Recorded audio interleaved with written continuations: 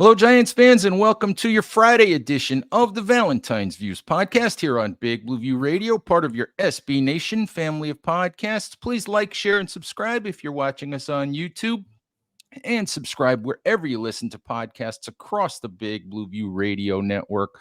All right, I'm joined today by SB Nation's Mark Schofield, and we're going to talk a little bit of New York Giants quarterback, a little bit of NFL draft quarterback, get sort of an early look at some of the guys that the Giants could potentially be looking at in the 2024 NFL draft. And Mark, how you doing? It's been a while. How you been? I've been well, my friend. It has been a while, been far too long, but it is great to be with you. I wish we were doing it under different circumstances. I often joke that because of the work that I do, the quarterback scouting stuff and the draft stuff, that when I come on a show, it's never a good thing. Like if I'm coming on a show, it's usually because things are going poorly and the listeners are curious about the next quarterback class. Nobody had it's rare that I do a show for a Kansas City Chiefs podcast. It's rare that I do, I do some Cowboy shows, some Eagle shows here and there, but usually it's like, all right, well, let's talk draft. And so I'm kind of like the harbinger of doom when it comes to doing some team specific shows. But it is great to be here. It is great to be with you, and I'm excited to dive in. Well, I was curious because I figured I'd be doing you a favor today, because I figured I had to tear you away from some of that Formula One nonsense and the other stuff that you do for SBNation.com and get you back to what you're supposed to get me back about. to my roots. I mean, this is a strange day because I'm interesting enough. I'm doing this show. I've got a Patriot show lined up right after. So again, harbinger of doom. And I've got some NFL radio spots. Some days I forget which sport I'm covering. But yeah, I've been doing a lot of F1 stuff this year. Interviewing drivers, interviewing CEOs of teams. It's a very strange world that I live in right now. Some days, like I said, I forget which sport I'm supposed to be covering that given day, but I know I'm supposed to be talking about football here. So it does get me back to my roots. I was going to say, this is football. This is NFL. Football. This is Giants. This is not vroom. Right. This is Giants. This is Daniel Jones. This is the future of quarterback play for the Giants. So let's get into it. Mark, let's talk a little bit about Jones. And I don't know how much you've watched Daniel this year, obviously with all of his with missing time with his neck injury, now with the torn ACL, hasn't played a whole lot. When he did play, it wasn't good. There was a lot of regression. My take has always been that a lot of things around the quarterback affect the way the quarterback plays. And yet you just can't ignore the regression in the way that he played. Just your initial thoughts on the way that Jones played this season. Yeah, and I think we can sort of start big picture, then work small. And I wrote this a couple of weeks ago about the Giants, that in many ways this year is sort of, the problem of being a year ahead of schedule. I mean, if you think back to last summer, right, when Joe Shannon, this better than anybody, came out before last season and said, look, this is the hand we were dealt. We were in a bad cap position. We had to make a lot of tough decisions. So we'll see where this season takes us, which I thought was one of the most refreshing things I've ever heard a general manager say. Because usually, look, you've been at, the combine a lot of times, as have I. We've stood together and listened to coaches and GMs sort of blow smoke in our general direction about the state of their roster. And he said, look, this is the hand we were dealt. I thought it was very refreshing at the time. But then they turn around and make a run to the playoffs. They win a playoff game. And you're thinking, man, wow. What a tremendous job. Brian Daboll, coach of the year. Like, you figured out Daniel Jones. They figured out this roster. This is a tremendous job. Now, look, they're a year ahead of schedule. That's great, right? Well, now you're seeing the bill kind of come due for that because you get the tougher schedule. You get everything that comes with, now you're not going to sneak up on teams. They're going to be ready for you. You get, okay, this is how you're going to use Daniel Jones in the pass game and the run game. Okay, we're going to have some answers for that. And you're seeing now the impact of that year ahead of schedule idea. And so I think that's a good sort of thing to keep in mind. With Jones, yeah, he hasn't seemed comfortable all year. I think that's mainly where I come down with Daniel Jones, and the regression stems from that. The slow decision making, the staring routes down, the mistakes with the football. It hasn't been comfortable, and it's a combination of defenses being ready for a lot of what they're doing, offensive line and consistency up front. So he's been playing under a lot of pressure in the pocket, and pressure is never a good thing. And then you start adding up all of these factors, and you get a quarterback that is sped up, eyes and feet aren't tied together, decision making is scattershot, throws then coming under duress when the decision making is scattershot to begin with, and it's a world of badness. I mean that's kind of where the quarterback situation was with Daniel Jones. I mean when he was in the lineup, and now they look. I know the conversation is going to shift to how do you fix this? Do you go down the quarterback route? And you probably, I think, given where you're going to be in the draft, have to take a long, hard look at drafting a quarterback because you can't win with the way this is set up right now. And there are Right. certainly other things that you can fix, offensive line and weapons and things like that. But you would expect a quarterback to, at some level, maybe not survive and improve and play ahead of, surpass what he's been dealt, but at least like get close to that. At least kind of raise the level of play, and he hasn't done that. And so it opens the door to that quarterback decision come this spring. Mark, you're making me feel smart because those are all things that I have been saying on this podcast and all things that I've been writing at Big Blue View in regards to Daniel Jones. And listen, what it comes down to for me is this. All right. When we, and we haven't gotten into the draft part of this yet, and we will. But what it comes down to for me in terms of the decision that the Giants have to make is this. It doesn't matter what the reasons are anymore. To me, it really doesn't matter. It's year 5. Yeah. Things are going backwards. Daniel Jones has one more year of guaranteed money left on the contract that the Giants gave him. And go back to that contract, Mark, and I felt like the Giants had no choice. They played so well last year by being a year ahead that they were way out of range of drafting any quarterback except Will Levis. I mean, they could have drafted Will Levis at 25 if they had felt like it, but they were out of range for, Bryce Young, CJ Stroud, and they weren't going to trade the farm to get one of those guys. There were no veteran options out there. Jimmy Garoppolo, no thank you, all of Right. that. Not better than Daniel Jones at this point in their careers. I'm sorry. And not going to function behind a bad offensive line either. The Giants did what they had to do based on what happened last year. And I remember asking Joe Shane when he signed Daniel Jones if he ever thought when he got hired if he would be there, if he would be in that situation. And he said no. He said, frankly, because he's very honest at times, he said, frankly, if I'd have known Daniel Jones was going to play this well, I would have used the 5th-year option and just not have been in this situation. But he had no choice because you can't just, after the guy takes you to the playoffs, Right. you can't just throw him aside, because if you do that, the one thing people haven't considered, if you do that, you lose the locker room. You lose the guys that supported him, the guys that fought to make the playoffs, and you blow up the culture that you're trying to build. So they had no choice.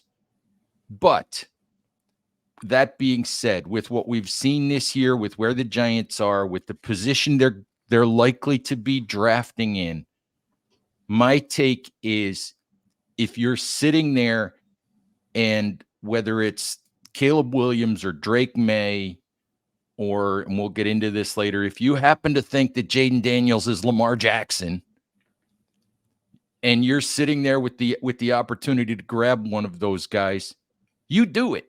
Yeah.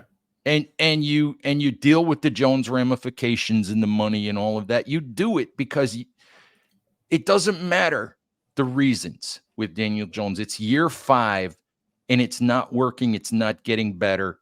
You've got 1 year left. So get a reset and get your guy if you're Daboll and Shane and reset the whole thing. Yeah, I think that's absolutely right. And that's extremely well said. And interesting enough, I was part of a fascinating roundtable discussion on Tuesday night with some names that you'll recognize, including Dan Hatman, who I know you've known for years. And the context of this point of the discussion, which I'm going to reference, was the Chicago Bears, right? Because they're in not the exact same situation, but a similar situation where they have Justin Fields. It will be year 4 for him next season. You might have, as it sits right now, you're going to have picks 1 and 5 according to the current draft order. Do you run it back with Justin Fields, or do you take a quarterback? And I was fascinated to hear what Dan was going to say, because Dan, been around the NFL for his entire life, basically, and has been in locker rooms and has been on staffs. And so I was curious to see his thoughts. He said, unequivocally, you take a quarterback.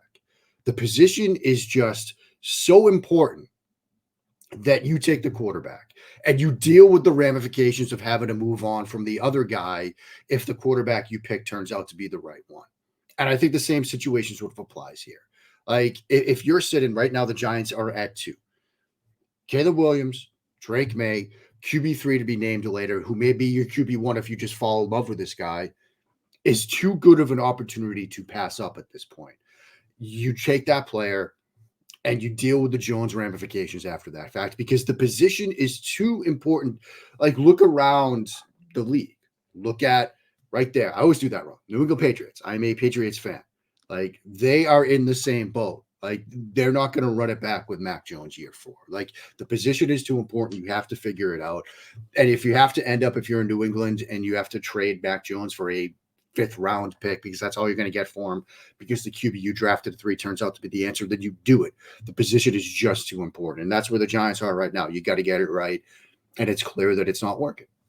Absolutely. And if you deal with the fact that you have a $47 million quarterback next year, because that's what Jones's cap hit is, and he's either the backup or he's the transitional starter and everybody knows it, then, so be it. I always say, and I think you agree with me, Mark, that the worst thing you can do as a franchise is if you're staring at the opportunity to draft a guy that you love as a quarterback, that you think is a franchise guy, that you think has the chance to be a franchise guy. And it's the reason why I always defended Dave Gettleman taking Daniel Jones earlier than a lot of people thought Jones should have been drafted.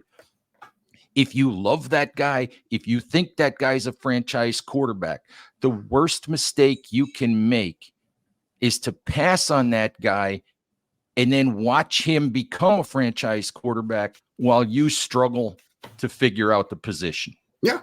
I mean, that's how you get fired. That's how you get fired as a decision maker, as a general manager.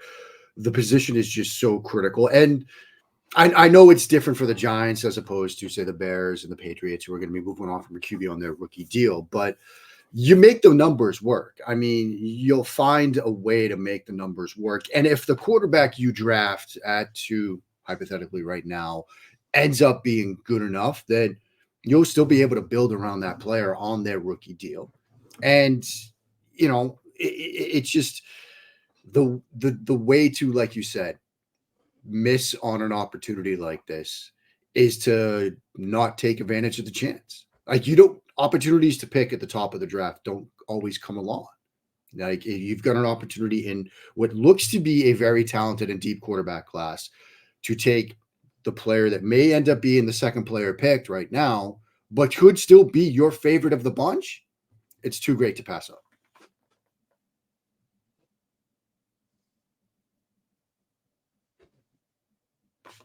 Giants fans, before we continue our conversation with Mark Schofield, this is our Friday show, which means that I have to do the Week 11 Giants Commanders pick, sponsored by our friends at DraftKings Sportsbook. Gambling problem? Call 1-800-GAMBLER or visit www.1800gambler.net. In New York, call 877-8-HOPE-NY or text HOPE-NY 467-369. In Connecticut, help is available by calling 888-789-7777 or visiting ccpg.org. Please play responsibly on behalf of Boot Hill Casino and Resort in Kansas. Licensee partner Golden Nugget, Lake Charles, Louisiana. 21 and over. Age varies by jurisdiction.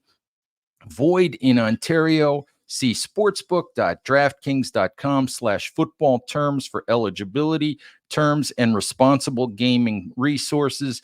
Quickly, as you guys might have seen in my picks at Big Blue View on Thursday morning, I am going with the Washington Commanders to win this game. I know that the Giants have in recent years dominated the Commanders, but I simply can't pick this version of the Giants led by Tommy DeVito with an offense scoring 11 points a game. I can't pick this version of the New York Giants to win any games. So maybe when Tyrod Taylor gets back in the lineup, maybe I'll pick the Giants to win games, but I may not pick the Giants to win another game this season. What I will say is if I was picking the spread in this game, which is currently 9, I don't have enough faith in Washington to take Washington with the points. So I would take the Giants with the points, but there's no way I take the Giants to win the game. All right, let's get back to our conversation with Mark Schofield. We're talking Giants, we're talking quarterbacks, and that means we need to turn our attention to the 2024 NFL draft class of quarterbacks. And Mark, I don't know if you're one of those people who sort of follows the bouncing ball of where GMs, scout on Saturdays. People sort of go crazy about that stuff. And, the reality of it is the Giants have scouted every major team multiple times, whether GM Joe Schoen has been in attendance or not. They've seen all of these teams many times. I know Schoen has seen Caleb Williams in person a couple of times, Drake Maye. I know he's seen Jaden Daniels. I'm pretty sure he's also seen Michael Penix and maybe Bo Nix. If he hasn't seen JJ McCarthy yet, I'm sure he will. But I don't get too wound up in where Schoen is, but people love to track that stuff. Yeah, because it is fascinating to track. Of course, it's also important to remember that there are other positions beyond quarterback to be studied. And some of these teams that you're referencing the quarterbacks there, for example, you might be there to see some other players. I mean, Washington has some fascinating receivers that you might want to take a look at. Oregon has talent on both sides of the ball that you might want to look at. Let's be honest. I wouldn't be surprised if you get 20 plus GMs at Ohio State, Michigan, the Saturday after Thanksgiving, because there's talent on both sides of the ball. You might have the best wide receiver in the draft, in Marvin Harrison Jr., who, depending on what Chicago does, I mean, he might be a top 5 pick. He might be a top 5 pick from another team. Look at Arizona. If they decide Kyler Murray is still their QB going forward, that might be a spot for him. And so, general managers go to games for a number of different reasons. But a lot of general managers also want to see quarterbacks live, because there are some things you can glean from a QB watching them live that you just doesn't translate on film. And the number one thing that I see it live as opposed to watching on film is just how the ball comes out of their hand.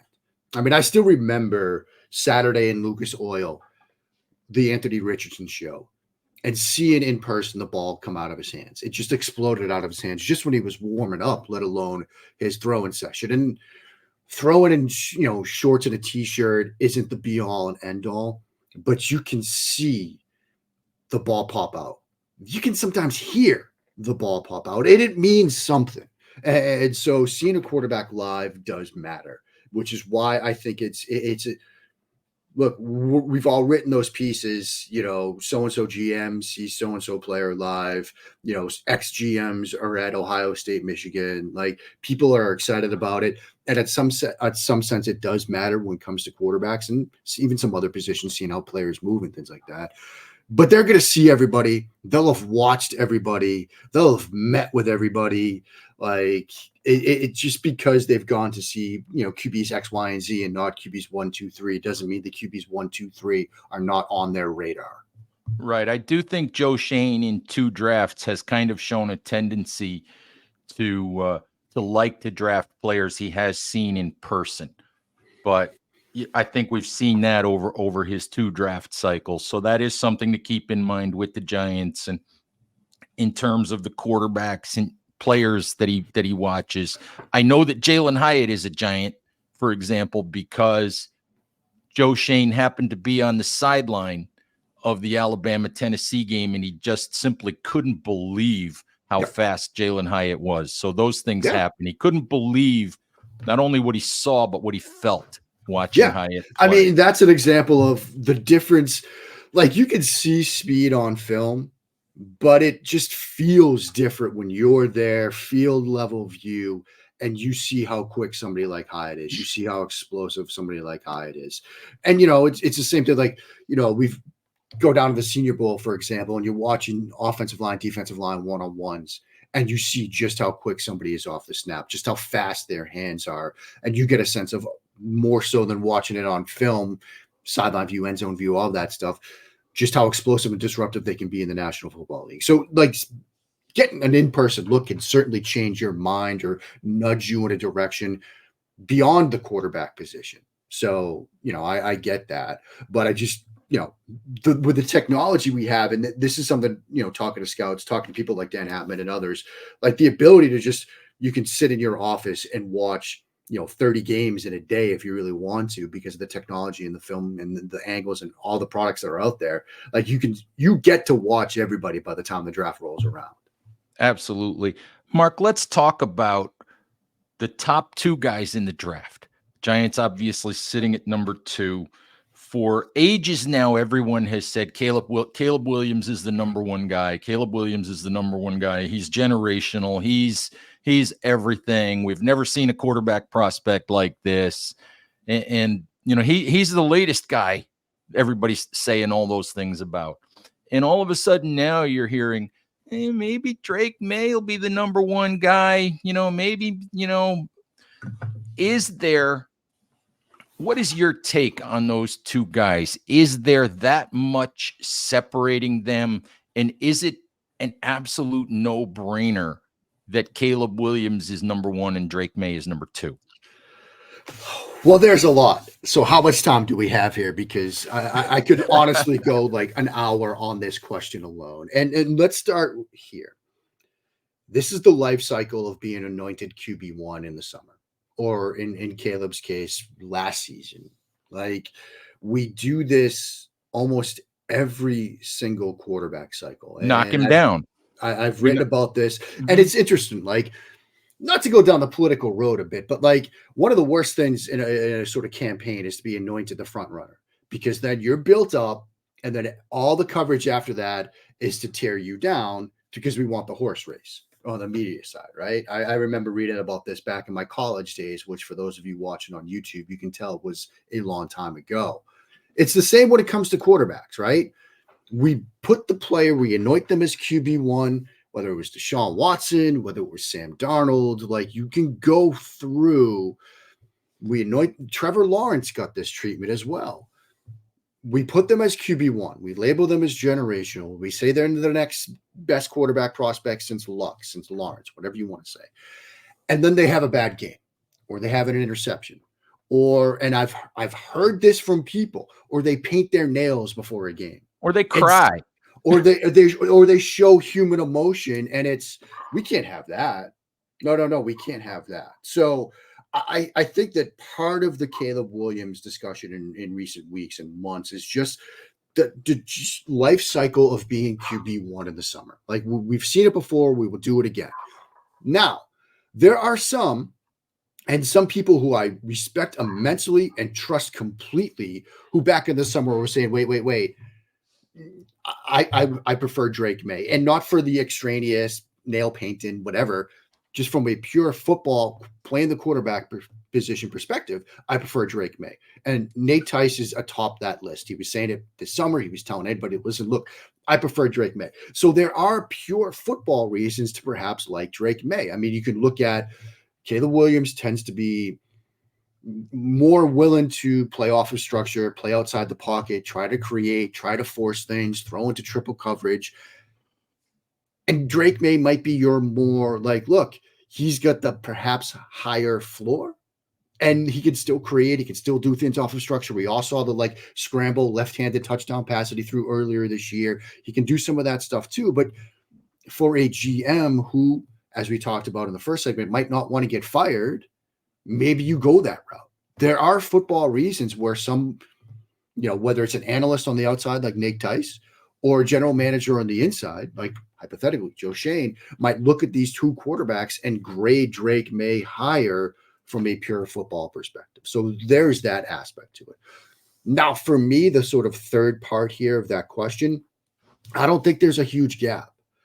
If it were me, my final grades aren't done. They won't be for a while here because there's still football left to be played and stuff left to be watched.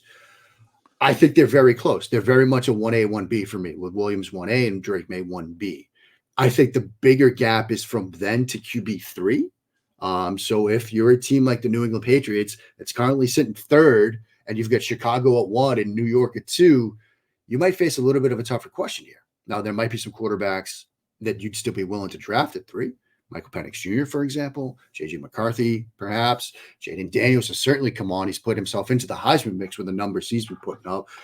So, I mean, there certainly are the options beyond these two. But for me, Williams is 1A, Maye is 1B. They're both very talented. And I could see either one of them, being the first quarterback taken in the first play picked in this draft. Absolutely. And I will admit, I have watched these guys on television.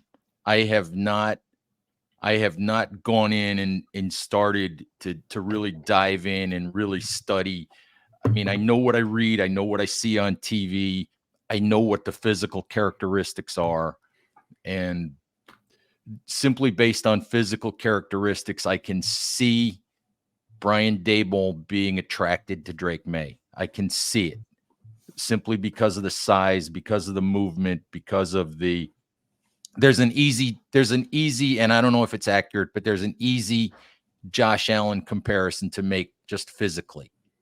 And I can see Daboll being attracted to that. Yeah, I mean, I've never been the biggest fan of comps. I just, partially because I kind of get them wrong, partially because I always sort of view a quarterback as one of one, like they all have their own styles. They're all characteristics. They're all different. But yeah, I mean, I can see sort of a Josh Allen comp. I can see perhaps a Justin Herbert comp with Maye. But there's a lot to like about him. And one of my favorite games to study of his, honestly enough, was the ACC championship game from last year when they got blown out by Clemson, because it checks a lot of boxes for me. My own evaluation process has been shaped by some of the hits and some of the misses I've had over the years. And you and I have talked before about my belief in the importance of competitive toughness at the quarterback position, and it matters so much. Part of the reason for that was how I missed wildly on Dak Prescott. And when I missed on Prescott, I had him like QB 15, 17 in that draft cycle. I went back and looked at, and they're right over there, those white binders, which I'm trying to point to, but can't quite get it right. There we go, all the way over there. I see them. Those are my handwritten notes from years of quarterbacks and evaluated them because I'm still old school pen and paper guy. I mean, here's the Drake Maye stuff. And I went back and looked through all my Prescott stuff, and I had it from the game that he had against Alabama where they lost, but he was battling deep into the fourth quarter, making great reads, great throws. And I was like, competitive toughness, highlighted it, plus signs and everything, but I didn't weight it properly. And it matters so much, the position. And I got the same feeling watching Drake Maye in that game against Clemson, because they lose and they're getting blown out, but he's still battling. He's still making some great reads, some great throws under duress, under pressure, getting hit as he's doing it, similar to some of the weaknesses we talked about with Daniel Jones in the first part of the show. And it really sort of caught my eye. And there's a lot, I think, to like about Drake Maye. And yes, he can do some of the athletic stuff. He can do some of the creativity stuff that matters in today's NFL. It certainly does, with what we're seeing on the defensive side of the ball, and the talent and the speed and the athleticism on the defensive side of the ball. But then you see the little things, like anticipation and timing and rhythm. And sometimes my favorite throws are the ones a quarterback doesn't make. And he had a moment like that against Clemson where, his initial looks are taken away and he has to get to sort of the third option. And he does it like boom, boom, boom, on time, in rhythm. And it's the little things like that that stand out with him too. And so I think to your point about Dable perhaps liking him, I can entirely see that. So let's go to the next part of the conversation. Williams and Maye are clearly the top two guys, whatever order anybody puts them in. The Giants have the second overall pick right now. They might not have that at the end. They might wind up 6 or 7. Who knows? They might wind up 5. They might wind up in a situation where you have to make that choice of, is there a third quarterback worthy of a top 10 pick? We all know quarterbacks get overdrafted and there might be more guys drafted highly than deserve to be drafted highly. But out of that next group, Penix, Daniels, McCarthy, Nix, out of that next group, if you had to say right now, I think by the time we get to the draft, people are going to think this guy is a top 10 worthy quarterback. Who would it be? I think sitting here right now, it's Daniels, but there's probably some recency bias at play here because I had this exact same discussion a couple weeks ago, and I said it was J.J. McCarthy. He had a game against Michigan State, a throw against Michigan State, which I could still hear just from watching it on the film. That post route in the middle of the field where he zipped it by the middle linebacker, just right outside of his ears, basically. And I was just like, okay, that's the proverbial put the pen down moment. I've seen it. But a couple of things in recent weeks have happened, which have sort of, I think, turned the conversation on McCarthy. And this isn't the Connor Stallions, like sign stealing stuff. You watch their game against Penn State, they basically asked him to hand the ball off for the second half. Like right. It was basically like, we're just going to run the football. And yeah, there are certainly reasons why Michigan did that, I think, but it made me sort of wonder, okay, how much did they trust him? Right. And how much is it? I watched that game as well. And from the prospect perspective, you look at that and say, do they really trust their quarterback? Right. And that's, I don't want to say if it's a full on red flag, but it's that flag has a reddish tint to it. When you see a play caller do that in a game like that, because this was a game where you thought, all right, I want to see JJ McCarthy go out and win one. Right. And they're asking him to throw screens. He's thrown behind the line of scrimmage and he doesn't attempt to pass in the second half. Now, maybe he goes out against Ohio State and airs it all over the place and we have a different conversation. But I do think there's some recency bias here. Michael Penix Jr. is fascinating, has an absolute incredible arm, electric arm, accuracy, decision-making, like can throw the ball to all levels. He's got multiple injuries and he's on the older side. Like, you might get the sort of Hendon Hooker feel for him where it's like, yeah, the production is there. There's a lot to like, but he's older. He's had some injury history. And if you're talking about taking a quarterback in the top 10, that might scare some people off. And then you see what Daniels has done in recent weeks, the athleticism, the explosiveness, the arm talent, like all of the box that he's checking in. Even though it seems like he's been around forever, he's still on the younger side as a quarterback prospect. So he's certainly the QB, I think, that has trended up in a number of different circles, in a number of different categories, not just the Heisman, but in that QB3 discussion. And then I think, look, if we get to, say, Indianapolis, and he has the kind of combine session that we've seen move the needle in recent years, most recently, obviously, Anthony Richardson, because let's not forget, Richardson went from he's probably a fringe first-round guy to, okay, maybe this is QB3 to, okay, this kid could go top 5 over the course of like a month. We might have a similar trajectory on our hands here with Jaden Daniels. Right. And I think the key thing that I think you keep coming back to is there's a lot of information yet to be gathered. There's a lot of games to be played. There's a lot of steps in the process yet. There's games, there's Senior Bowl, there's combine, there's interviews, there's workouts. So it's impossible at this point to set your board and say it's these guys in this order and this is where they should be drafted. And but I think what what we're trying to do here today is just get familiar with the names and the possibilities and what might happen down the road.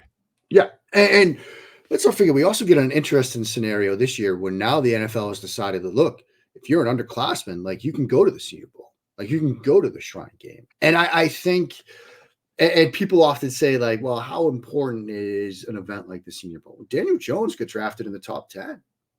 I mean, players, you get the opportunity. And I tell people this all the time, like the Senior Bowl, the game itself is just a small part of it.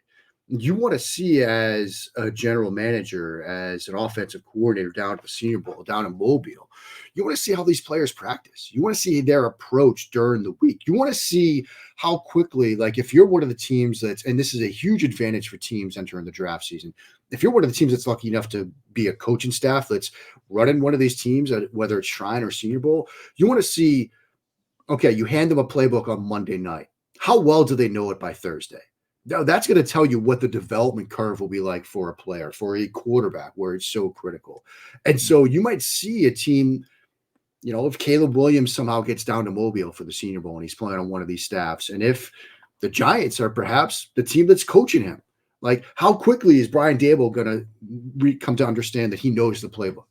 That's huge. Or if it's Michael Penix Jr., maybe you get a chance to go through a week and you're like, look, this kid learned our offense in a day and a half.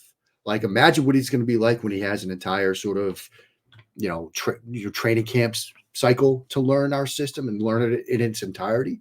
And so there is a lot to be gained, a lot to be learned. But this is a potentially deep quarterback class. I mean, Riley Leonard down at Duke, Michael Pratt at Tulane. Like, there are Bo Nix at Oregon. There are Quinn Ewers, maybe he decides to come out. That seems to be the path that he's on.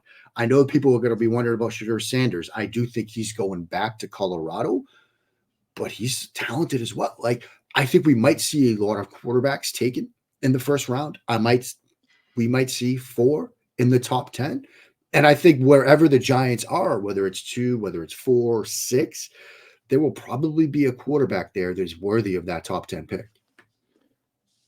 The other scenario, Mark, and you've thrown out some names, and this is kind of the last thing we'll hit before I let you go.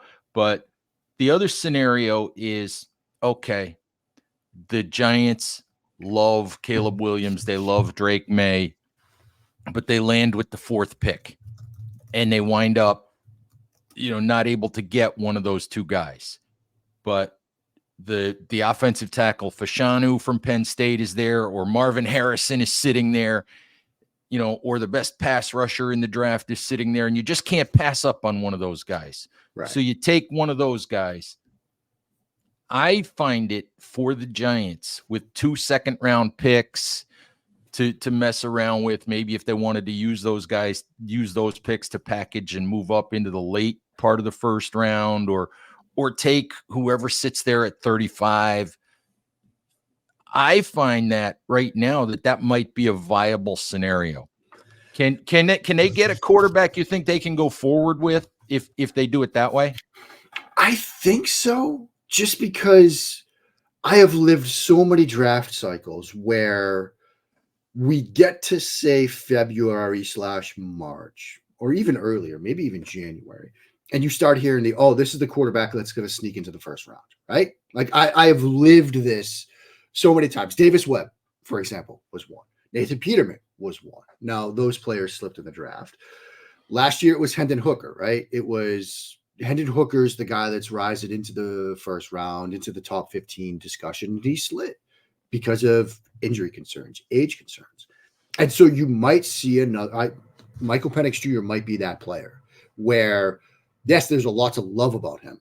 And coming into this season, he was kind of a guy along with Jordan Travis from Florida State, where I was like, these are the guys I was looking at as that QB3. Because again, I think the QB3 debate and discussion is going to be much more fascinating to me than the QB1 discussion. I think you might ask 20 different people that QB3 question, and you might get 7 different answers, 8 different answers, 20 different answers. Who knows? So I do think that there's a possibility that a very good quarterback, because of numbers, because of other position needs, because of whatever reason, slides into the 20s, slides into the 30s. And so, look, if the Giants are in a position where their top two are Maye and Williams, or Williams and Maye, in whichever order, and then on their board, on their big board, there's a gap between QBs 1 and 2 and QB 3, and they're sitting there and their OT1 is there, or their edge 1 is there, or Marvin Harrison Jr. is staring them at the face, or some other player that we haven't even discussed yet is suddenly like the hot thing coming out of Indianapolis after the combine. And it's, look, you can't pass on this talent. They could probably use those 2 seconds and move up to get a player that falls. They could probably, at the top of the second, get a good quarterback, a quarterback that we have talked about as potentially a first-round pick at that point of the draft because of the way the twists and the turns of the draft season go. So I think that's a viable option. Again, there's a long way to go before there, but sitting here right now, a week before Thanksgiving, yeah, I could certainly see that being a viable option for the Giants. Absolutely. And Mark, as you said, it's a week before Thanksgiving. There's a lot of football to be played. There's a lot of information to be gathered. But this was a really fun sort of opening look at the quarterback class and the situation for the Giants. And I thank you for the time, and hope you and yours have a great Thanksgiving, because I'm not sure I'll be talking to you before then. So, well, I hope we do catch up before that, but if not, Ed, fantastic holidays and Thanksgiving to you and yours. And I'm already looking ahead to dinner in Indianapolis. I mean, we got to figure it out, getting together. I don't know. We'll do something out there. Yeah, I don't know. This might be, this might be the last one for me, Mark. First of all, I'm getting old, and second of all, if they move the combine out of Indy, I mean, not going to LA. I'm not doing it. I'm saying that right now too. Like, look, Indy. People always mock sports writers, right? They're like, "Oh, why do you love Indianapolis so much?" It's because you can walk to literally everything. Ed and I have walked from the hotel to the convention center to dinner. We have done this before, but you're not going to be able to do that in LA. Like, you're not going to be able to wake up in your hotel room and be in front of Bryce Young's podium in 10 minutes when the combine is in LA. It's so, yeah, if this is the last Indy one, it might be my last one too, in which case we'll have to do it upright and go to Prime or something like that. Absolutely. Mark, thank you very, very much for the time. And, everybody, remember, guys, if you want to read F1 stuff, go to sbnation.com and look for Mark's byline. I don't know. And it's kind of a waste of talent as far as I'm concerned, but it is what it is. And so anyway, Mark, thank you very, very much. Giants fans, thank you as always for listening. Please stay safe out there. Take care of each other, and we'll talk again soon. Bye-bye.